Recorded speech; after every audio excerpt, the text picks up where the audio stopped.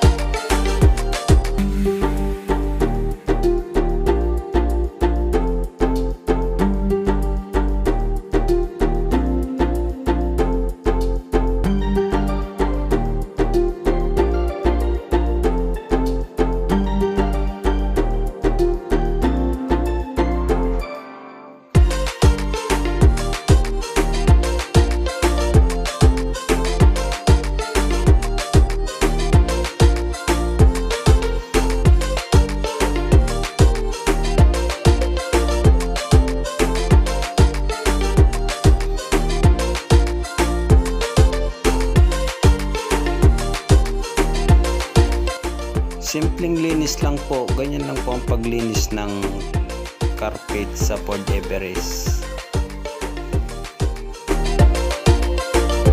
Sana may kaunting natutunan kayo. Maraming salamat sa lahat and God bless.